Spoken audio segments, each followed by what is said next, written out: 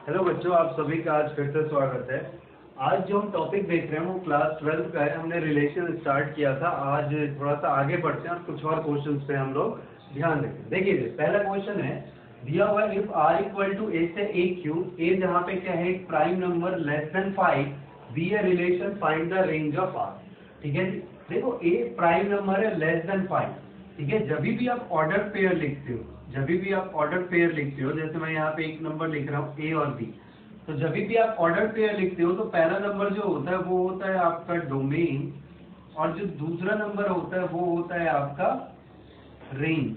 ठीक है जी, पहला नंबर हो गया आपका डोमेन और दूसरा नंबर हो गया आपका रेंज। ये कब की बात करते हैं? जब हम ऑर्डर पेयर में लिखते हैं।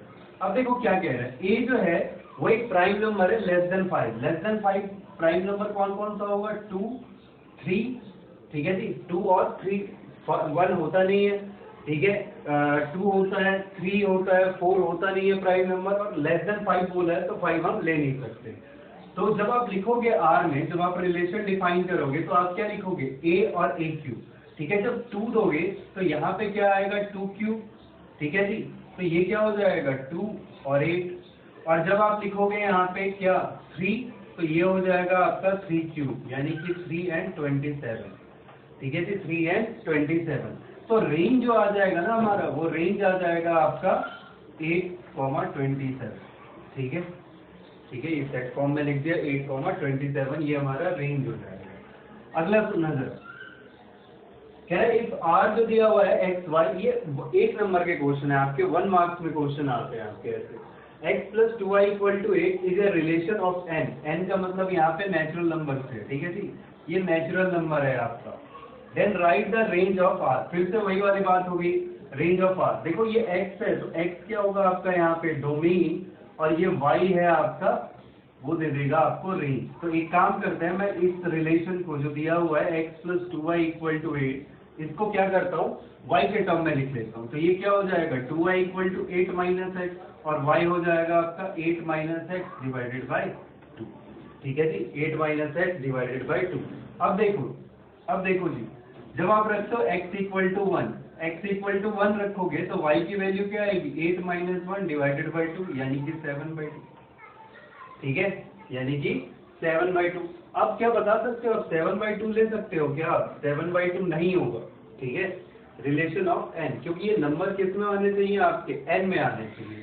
दूसरा है आपका 8 माइनस 2 डिवाइडेड बाई 2। जब आपने क्या लिया? x इक्वल टू 2 लिया, तो ये हो जाएगा 6/2, यानी कि 3। ठीक है जी, यहाँ पे मैं लिखता जाता हूँ जो रेंज आएगा। तो एक आया आपका 3, कब? जब 2 पे आया। फिर जब आप x इक्वल टू 3 लेते हो, जब आप x इक्वल टू 3 लोगे तो 8 माइनस 3 हो जाएगा। 8 माइनस 3 का मतलब क्या हो गया आपका? 5/2। ठीक है, तो ये भी नहीं होगा क्योंकि ये नेचुरल नंबर नहीं है। फोर्थ है आपका, जब आप x इक्वल टू क्या लोगे? 4, तो y equal to 8 minus 4 divided by 2, तो ये आ जाएगा 4/2, यानी कि 2। एक आ गया आपका 2। ठीक है, अब जब आप x इक्वल टू 5 लेते हो तब ये क्या आ जाएगा? y equal to 8 minus 5 divided by 2, यानी कि 3/2, ये भी नहीं लोगे। फिर हम क्या लेंगे? x इक्वल टू 6, तो ये हो जाएगा 8 माइनस 6 डिवाइडेड बाई 2, यानी कि 2/2 इक्वल टू 1, तो एक आ गया आपका 1। फिर आप लोगे 7, तो 8 माइनस 7/2, 1/2, ये भी नहीं लोगे। फिर आप क्या लोगे? 8, तो 8 माइनस 8 डिवाइडेड बाई 2, ये क्या हो जाएगा? 0। 0 भी नहीं ले सकते क्योंकि नेचुरल नंबर का सेट है। अब जब आप आगे बढ़ोगे ना तो अब सारे वैल्यूज आपके नेगेटिव आएंगे। ठीक है, तो अब आगे आपको कुछ नहीं लेना। तो रेंज जो आपका हो जाएगा, इसको मैं ऑर्डर में लिख देता हूँ, 1, 2 और 3। ठीक है जी, रेंज जो हो जाएगा आपका 1, 2 और 3 हो जाएगा। ठीक है, रिलेशन है आपका n में, इसलिए रेंज जो हो जाएगा आपका 1, 2 और 3 हो जाएगा। तो ये 2 क्वेश्चन है। आगे बढ़ते हैं, आगे क्वेश्चन देखते हैं।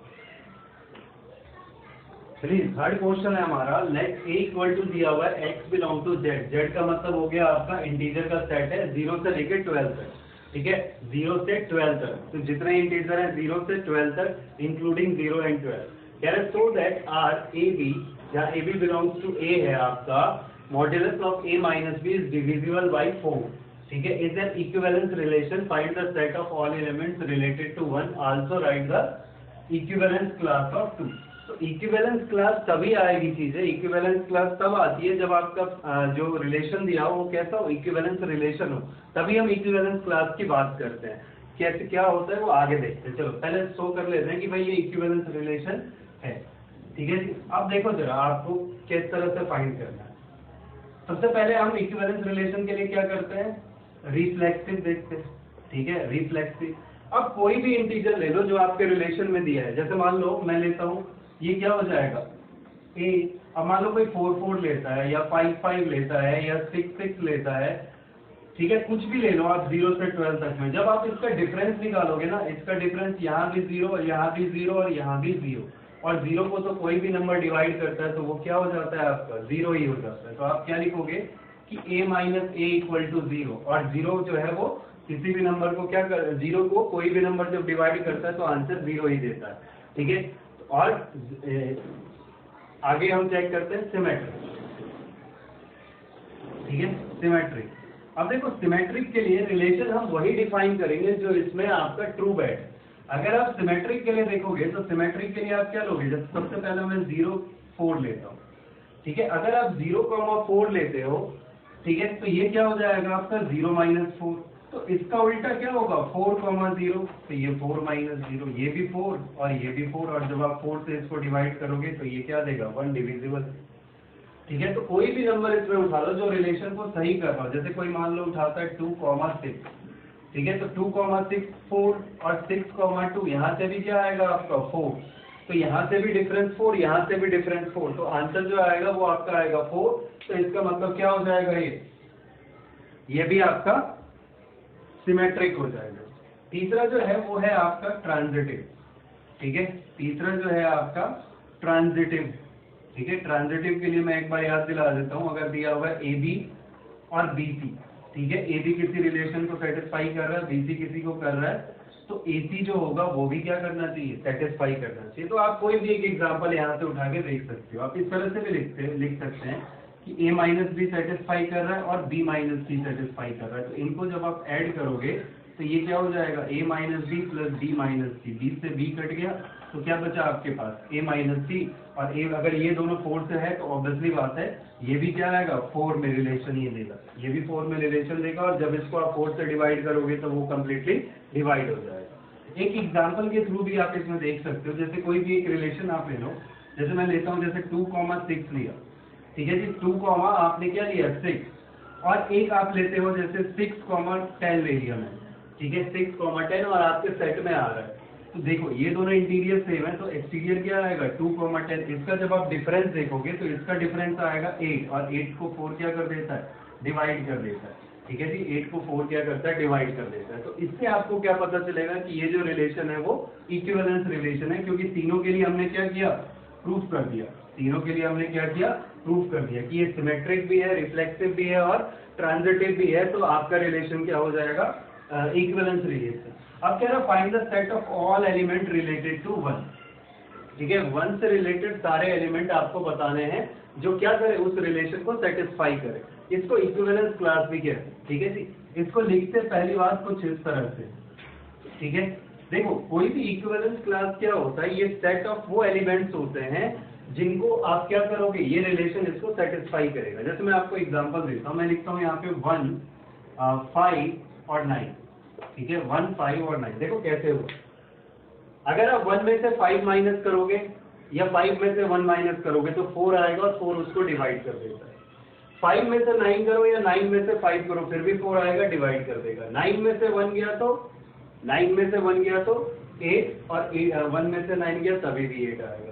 बाकी अगर आप कोई भी एलिमेंट लेते हो ना तो वो उसको सेटिस्फाई नहीं करेगा। जैसे मान लो अगर कोई 1 5 9 और 10 लेता है, ठीक है जी, तो देखो जैसे ही आप 9 में से 10 करोगे 1, तो 1 4 को डिवाइड नहीं करेगा। तो यानी आपको वो एलिमेंट ढूंढने हैं जिनको किसी भी तरह से आप अरेंज करो तो आपको क्या मिल जाना चाहिए, आपका रिलेशन सेटिस्फाई हो जाना चाहिए।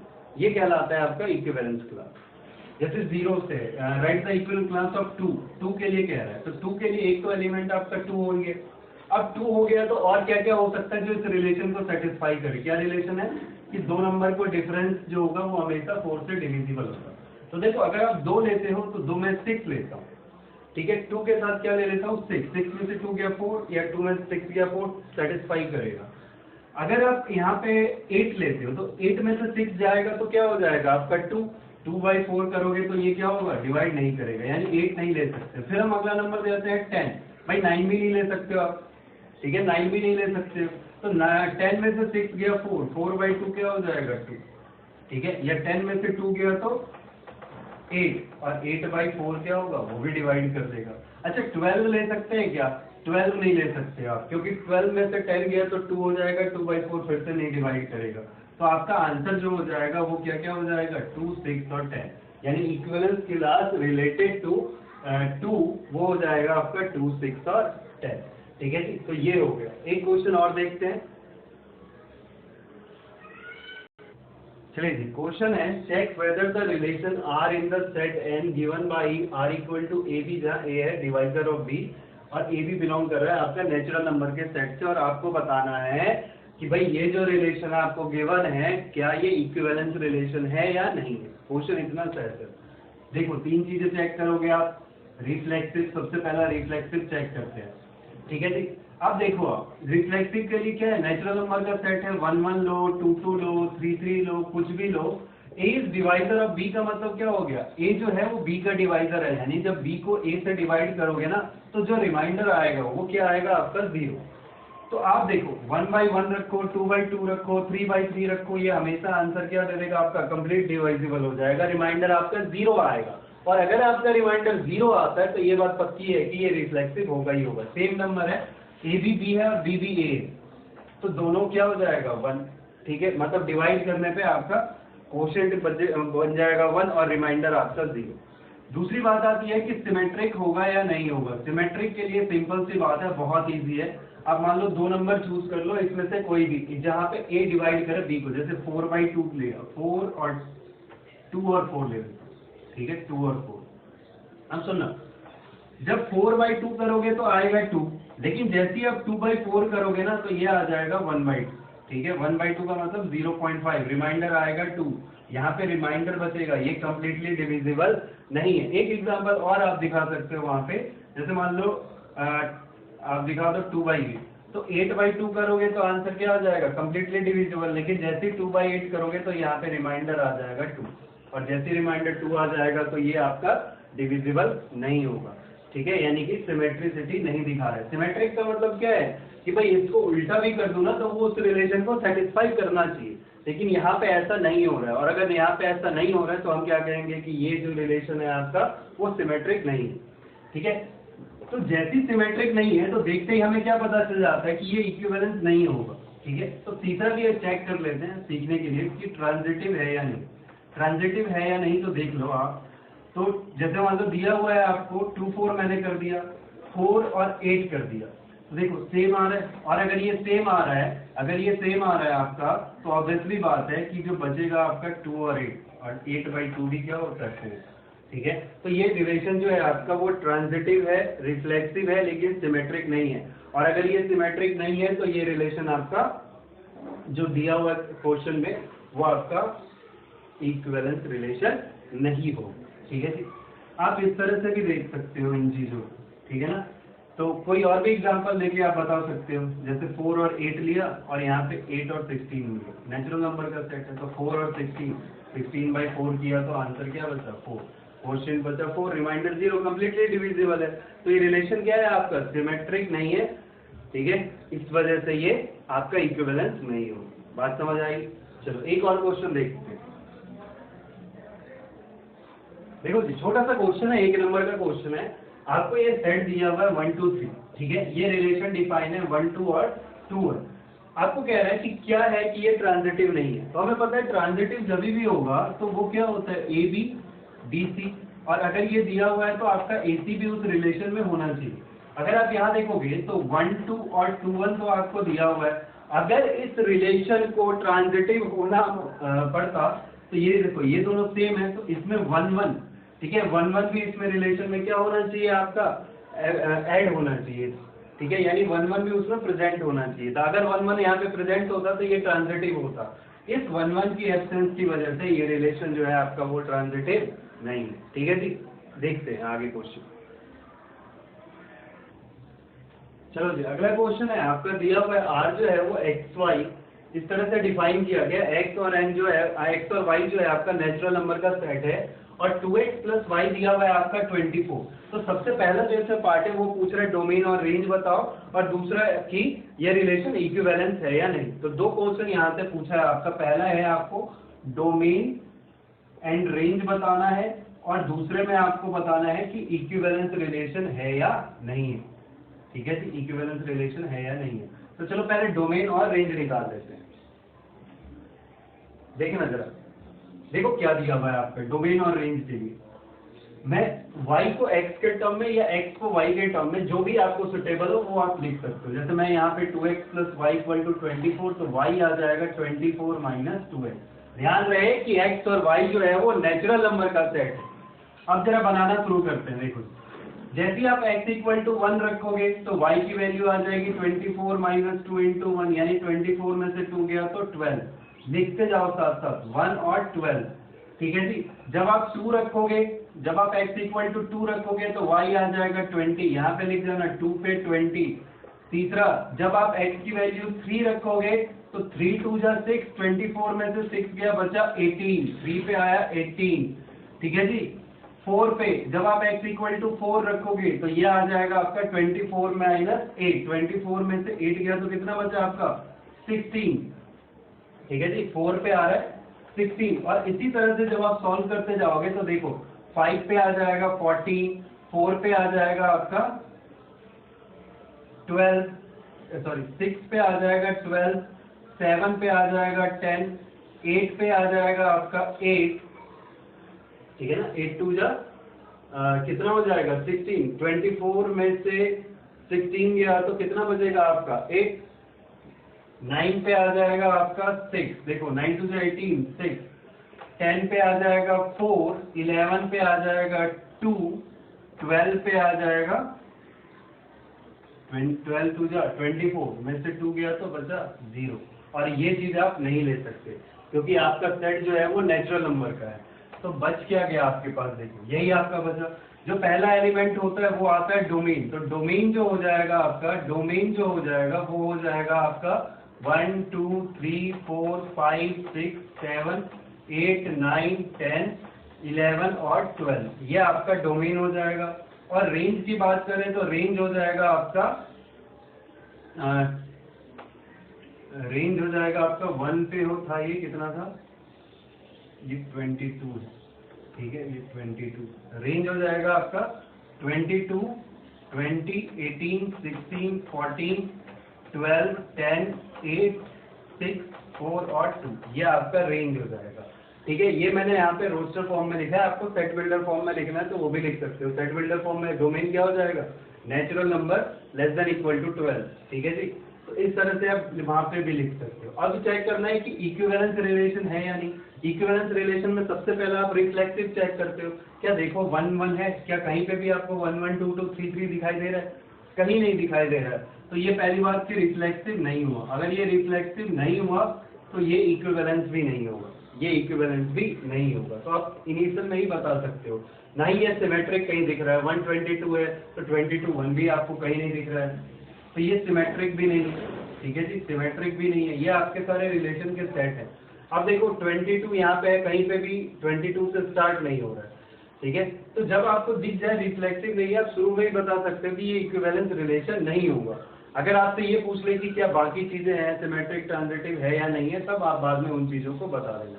ठीक है, तो यहाँ पे दिख गया तो ये रिलेशन आपका इक्विवेलेंस रिलेशन नहीं होगा। ठीक है जी, और अगर इक्विवेलेंस रिलेशन नहीं होगा तब आप कह दोगे कि भाई ये जो है आपका आंसर आ चुका है। डोमेन रेंज फाइंड कर लिया, इक्विवेलेंस रिलेशन फाइंड कर लिया। तो आज हम इतना ही रोकते हैं, अगली क्लास से हम फंक्शन स्टार्ट करेंगे। ठीक है जी, थैंक यू आज के लिए।